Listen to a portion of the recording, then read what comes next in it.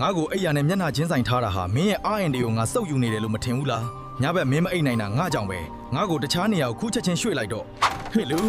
ညကကြီးအိမ်ရှိတကားဘက်ကိုအမိုက်လှဲနေတာလားမင်းကန်ကောင်းချင်းတွေကိုမုန်းနေလို့လားညဘက်အပြင်ဘက်ကိုလှဲတာဟာကန်ကောင်းချင်းတွေကိုမောင်းထုတ်တာပဲငါတို့ကိုဒီတိုင်းပစ်ထားတာရှက်ဖို့မကောင်းဘူးလားညဘက်ပန်းကံမစေးပဲအိတ်တာဟာအိမ်ထဲမှာစွန့်ရင်အပုတ်တွေစုနေအောင်လုပ်တာပဲကြွယ်ဝချမ်းသာမှုဆိုတာတန်ရှင်းတဲ့နေရာမှာပဲနေတာငါ့ကိုအနှံ့နံတယ်လို့ပဲထင်မနေနဲ့ငါတဲ့ကိုအကျွေစိတ်တစ်စိတ်ထည့်ထားကြည့်စမ်းကန်ကောင်းချင်းတွေကပ်ပါလာအောင်ငါလုပ်ပေးနိုင်တယ်ဒါကမင်းသွားတဲ့လမ်းကြောင်းတိုင်းမှာအဆင်ပြေဖို့တို့ကငါစီကရေတွေတဆက်ဆက်ကျနေတာကိုကြည့်ပြီးနှမျောဖို့မကောင်းဘူးလားအဲ့ဒါမင်းရဲ့ငွေကြေးတွေယိုစိတ်နေတာပဲစူးမိစောင်းမိရှိချင်းရင်ငါ့ကိုလုံအောင်ပိတ်ထားငတုံးရဲ့ငါထဲမှာပြေစာဟောင်းတွေနဲ့အမိုက်တွေအပြည့်ပဲမင်းငွေဝင်ချင်တာတကယ်လားအမိုက်တွေကိုဖယ်ထုတ်ပြီးနေရာလွတ်လုပ်ပေးမှငွေအစ်စ်တွေဝင်လာမှငတုံးရဲ့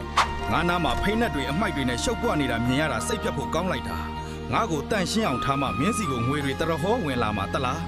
ငါ့ကိုစားပွဲပေါ်တင်မထားပါနဲ့ဆိုတာမင်းတို့ခက်ခဲနေလို့လားလက်ကင်အိတ်ကိုစားပွဲပေါ်တင်တာဟာပတ်စံတွေကိုလွင့်စင်သွားအောင်လုပ်နေတာပဲပတ်စံမြဲချင်ရင်ငါ့ကိုစားပွဲပေါ်ဖယ်ဖို့မင်းဖက်နှက်တွေကိုဟိုတစဒီတစပစ်ထားတာမင်းဘဝကိုပါ progress ဖြစ်စေတယ်ဆိုတာမသိဘူးလားဖက်နှက်တွေကိုစနက်တကျစီထားစမ်းပါဒါမှမင်းတို့အခွင့်အလမ်းတစ်တွေပေါ်လာမှာငါ့ကိုညဘက်ကြီးအပြင်မထုတ်နဲ့လို့ပြောနေတယ်လေမင်းနားမလဲဘူးလားနေဝင်ပြီးမှအမိုက်ထုတ်တာဟာအိမ်ထဲကလန်လာဘတွေကိုအပြင်ကိုကန်ထုတ်လိုက်တာနဲ့အတူတူပဲ